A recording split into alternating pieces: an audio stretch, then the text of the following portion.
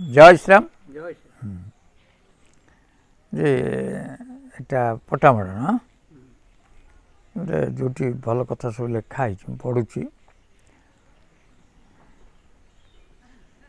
विंश चारि गुणे 5-10 नहीं मिसाई कसिले जहा विंश चारि गुणे 5-10 नहीं मिसाई कसिले जहा से बेले प्रभु उदय होइबे आउ के होइब साहा ब्रह्म एकाक्षर एका अटे सार रमा काम बीज देई ओं ऐं जपिबे जे जन पुरुष प्रवीर से क्षितिमंडल रे खराब होइब धर्म न रहिब गोरु माने सर्वगीत गाउथुए तुम्बे माने तो शुणिब झिटिपिटी माने गुहारी गृह बाहरी विशाल रूप धरिण गृह गोधिका बड़पण हेब किए अबा ताहाकू जान अनंत मूर्ति हेबे भावग्राही यज्ञ पुरुष शेखर 7-3 हत होइजिवे नर इबे मिलछ नर गदा पद्म धरी एमंत काल विष्णु रोषा विप्र घरे जन्मिबे प्रभु गुपते जाहिण परासे राजनगरे भकत सुमेल होई एक ठूल खंडगिरी पासे जीवे अनंत मूर्ति दर्शन सारिण सर्वे सर्वଙ୍କୁ चिन्हिबे। ये जो कथा कहले जे जो माने सब मालिका पर करूछंती ये समस्त भक्त समस्त चिन्हिबार आ प्रभु जन्म हबार ठारगार कौथि रहिला एटा पटामड़ ना पटामड़ के लिखि शिशु अनंत ना के लिखि हाँ पटामड़ शिशु अनंत दास आम जदि या व्याख्या करवा बुझे कि व्याख्या कले से कौन लिखिं ना विंश चारि गुणे 5-10 नहीं विंश चारि गुण है 80 5-10 है 15 95 नहीं मिसाई कसिले 95 आसला जे 95 कौ ठार से लिखिले से तत्व थी आउ ब्रह्मांड भी हो 95 कौन गोटे सिम्बलिक आसब ना जे बुझे हम नहीं 95 नहीं ये बुझे पड़ो विंश बोले 20 4 गुण कहले जे विंश नब 4 गुण नब 4 गुण है 16 20-16 के 36 5-10 नहीं 50 बोले 15 तेणु 36-15 के 51 आखु जदि विंश 4 गुणे 5-10 नहीं मिसाई कसिले जहा विंश 4 गुणे ताले हम देखदेले एटा हला 11 केते 51 से बेले प्रभु उदय होइबे आउ के न होइबा साहा जदि 51 होइथिबो एटा जो लिखा हिसाब रे 51 रे प्रभु उदय होइबे अर्थात तांकु 4 वर्ष होइथिबो ए होउची 55 अंक है कि ये जो 55 अंक प्रभु जन्म होते ने 5 वर्ष होते जदि 51 जन्म होते जदि से अंक देखा ताल 51 अंक रु एबे 66 है तमें के 15 वर्ष होते जदि ये अंक धरा माने मुक्तिमंडप अंक ताले 15 वर्ष आ राजा अंक हेले 4 वर्ष हो ठाकुर को हिसाब से लिखिले से बेले प्रभु उदय हे आउ किए शोब साहा से बेले से साहा आसिक हे अर्थात से गोटे अंतिम अवस्था हो मनीष ता द्वारा निजे किसी ना एत बढ़ी जा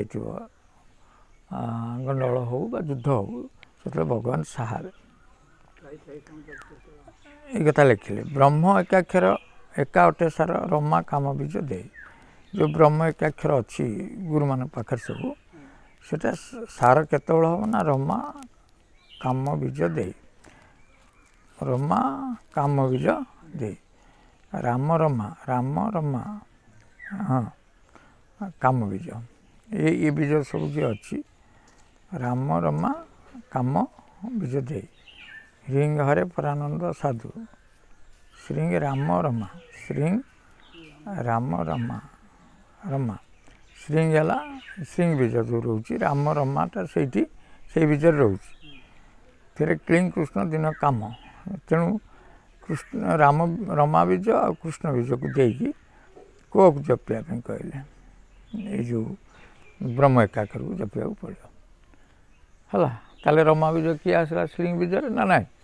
ତେଣୁ ଯଦି ଶ୍ରୀଙ୍ଗ ବୀଜ ହେଉଛି ନାସା।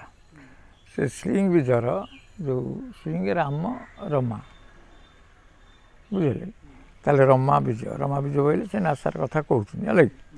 ଆଉ କାମ ବୀଜ ବୋଇଲେ ଆଖି କଥା କହୁଛନ୍ତି। ତେଣୁ ଏଇ ପବନ ଆଉ ଜ୍ୟୋତି ବା ଆଖିକି ସ୍ଥିର ରଖି ବା ପବନକୁ ସ୍ଥିର ରଖି ଯଦି ତୁମେ ବ୍ରହ୍ମ ଏକାକ୍ଷର ସାର କରିପାରିବ ଜପିପାରିବ କେମିତି ନା ଓଂ ଅୟଂ ଅଇଂ ଲେଖା ନାହାନ୍ତି ଅୟଂ ଅୟଂ ଜପିପାରିବ ସେ ପୁରୁଷ ପ୍ରବୀର ହୋଇପାରିବ। କ୍ଷିତିମଣ୍ଡଳରେ ଖରାପ ହୋଇବ ସେତିବେଳରେ ଏଇ ପୃଥିବୀରେ ସବୁ ଧର୍ମାଧର୍ମ ନଥିବ ଗୋରୁମାନେ ସବୁ ଗୀତ ଗାଉଥିବେ ତୁମେ ତ ଶୁଣିବ ହେଲା। ତାପରେ ଝିଟିପିଟି ସବୁ ଘରୁ ବାହାରି ବିଶାଳ ରୂପ ଧରିଣ ଗୋଧିକାଙ୍କ ବଡ଼ ପଣା ହେବ କି ଅବା ତାଙ୍କୁ ଜାଣେ ଗୋଧିମାନେ ବି ବିରାଟ ବିରାଟ ରୂପ ଧରିବେ। ସେତେବେଳେ କ'ଣ ହେବ ନା ଅନନ୍ତ ମୂର୍ତ୍ତି ହେବେ ଭାବଗ୍ରାହୀ ଯଜ୍ଞ ପୁରୁଷ ଶେଖର ଯଜ୍ଞ ପୁରୁଷ ଭାବରେ ସେ ଆବିର୍ଭାବ ହେବେ। ତାପରେ ସପ୍ତତ୍ରିଂଶ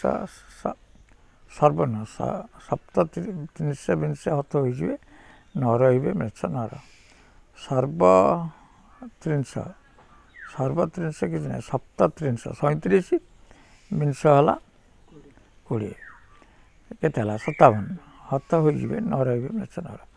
ତେଣୁ ଯଦି 37 37 20 ମିଶାଇଲେ 57 ହେଉଛି। ଯଦି ସେ ଅଙ୍କରେ ହେଇଥାନ୍ତା ତ କାମ ବଢ଼ି ସାରିଥାନ୍ତା।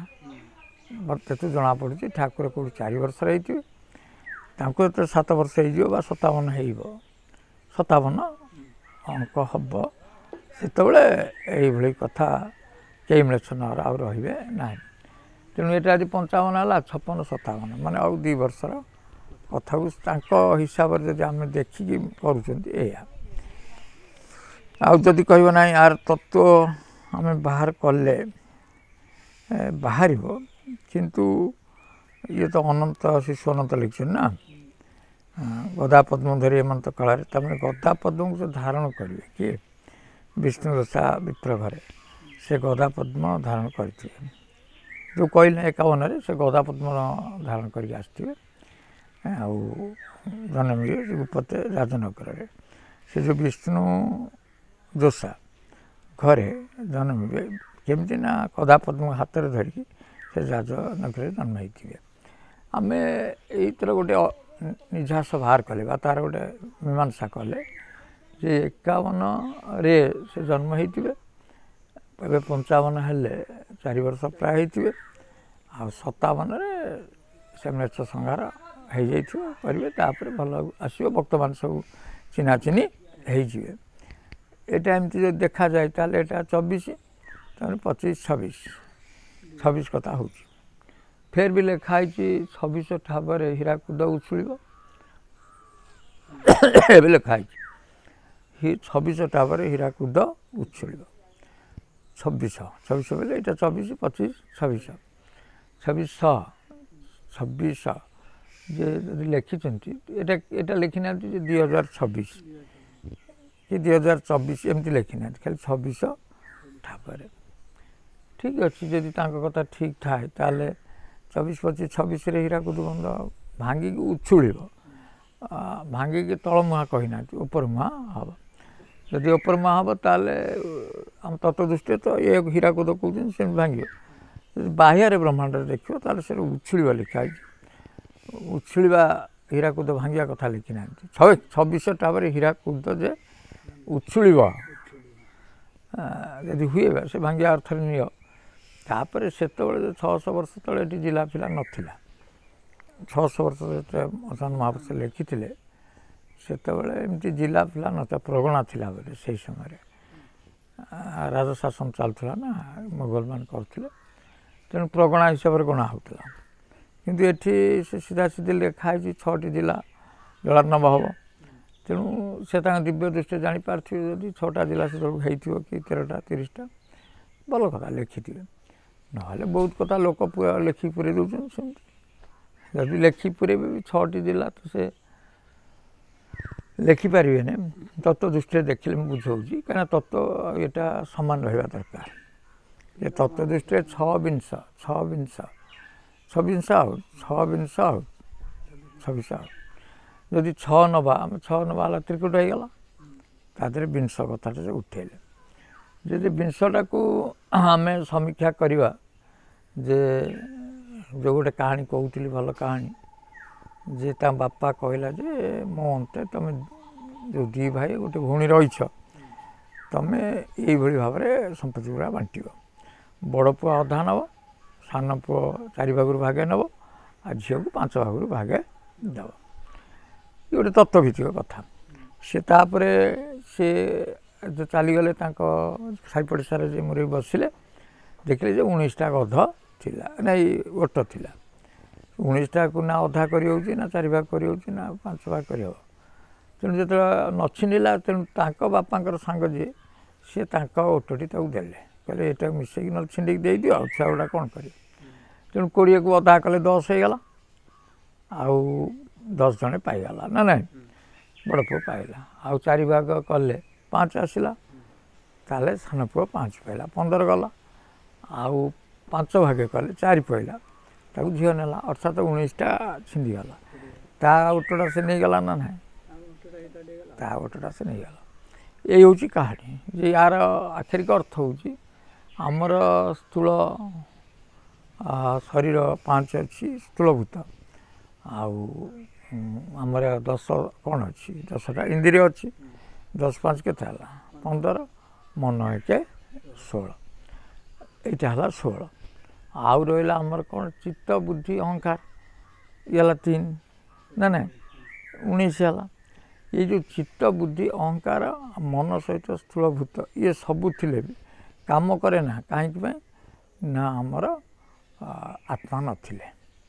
ଆଉ ଯଦି ଆତ୍ମା ନ ରହିବ ଇଏ ସବୁ ରହିଲେ କ'ଣ ହେବ, ଏତେ କିଛି କାମ କରିବନି। ତେଣୁ ଆତ୍ମାଟା ଶରୀର ଭିତରୁ ଆସେ, ଏଗୁଡ଼ାକ କାମ କରେ, ପୁଣି ଆତ୍ମା ତା ଜାଗାକୁ ପଳାଏ। ତେଣୁ ଯେତେବେଳେ ବିଂଶ କହିଛନ୍ତି, ଷଡ଼ଚକ୍ର ଉପରେ ବିଂଶ କଥା କହିଛନ୍ତି, ତେଣୁ ଏଠି ସେ ନିଶ୍ଚୟ ଭାବରେ ସେ କହିଛନ୍ତି ଯେ 10 ଇନ୍ଦ୍ରିୟକୁ ଆୟତ୍ତ କରିବା ବା 10ମ ଦ୍ୱାରକୁ ଆୟତ୍ତ କରିବା, ତାପରେ ମନକୁ ଆୟତ୍ତ କରିବା ପାଇଁ କହିଛନ୍ତି, ତାପରେ ତ୍ରିକୁଟରେ ଯେଉଁ ପଞ୍ଚ ସୂକ୍ଷ୍ମ ମହାଭୂତ ତାକୁ ବି ଆୟତ୍ତ କରିବା ପାଇଁ କହିଛନ୍ତି, ହେଲା ନା। ତାହେଲେ ଇଏ ପାଇଗଲେ କୌଣସି ପ୍ରକାର 16 ପାଇଗଲେ। ତାପରେ ମନ ମାନେ ଚିତ୍ତ ବୁଦ୍ଧି ଅହଙ୍କାର ଇଏ ତୃତୀୟ ଶରୀରରେ ଯିଏ ରହୁଛି। ତେଣୁ ଚିତ୍ତ ବୁଦ୍ଧି ଅହଙ୍କାର ଯେତେବେଳେ ଅହଙ୍କାର ପଳେଇଯିବ ଆମେ ଆତ୍ମାରେ ସମ୍ମିଳିତ ହେଇଯିବା। ତାମାନେ ସେ କ'ଣ କଲେ 6 ବିଂଶ, 6ଟାକୁ ଧରିକି ବିଂଶଟାକୁ ଯଦି ତା ଦେହରେ ଯୋଗ କରିପାରିବ ବା ତାର ଶେଷଟା ହେଉଛି ଆତ୍ମାରେ ଯାଇକି ସ୍ଥିତ ହେବ, ତାହେଲେ ତୁମର ଏଇ ଯେଉଁ ଷଡ଼ଚକ୍ରଟା ଉଛୁଳି ପଡ଼ିବ, ହୀରାକୁଦଟା ଉଛୁଳି ପଡ଼ିକି ତୁମେ ସେଠି ସ୍ଥିର ହେଇଯିବ। ଆଉ କ'ଣ କଥାଟା ବୁଝିହେଲା ନା ନାହିଁ? ବହୁତ ଭଲ ଭାବରେ ବୁଝେଇଲି। 6 ବିଂଶର ଅର୍ଥ ସେୟା। ଆଉ ବାହ୍ୟରେ ଦେଖିଲେ 2026 ବି ହେଇପାରେ, କାହିଁକିନା ଆଉ ତ ଯେଉଁ ଲେଖନ୍ତୁ ବା ଅନ୍ୟମାନେ କିଏ ଲେଖିଦେଇଛନ୍ତି ମୁଁ କହି ହେଉନି ଯେ ବିଂଶ ମସିହାରେ ଅନନ୍ତ କେଶରୀ, ମୁଁ କାହିଁ ଆଉ ତ କିଏ ଲେଖିଦେଇଛନ୍ତି ବିଂଶ ମସିହାରେ।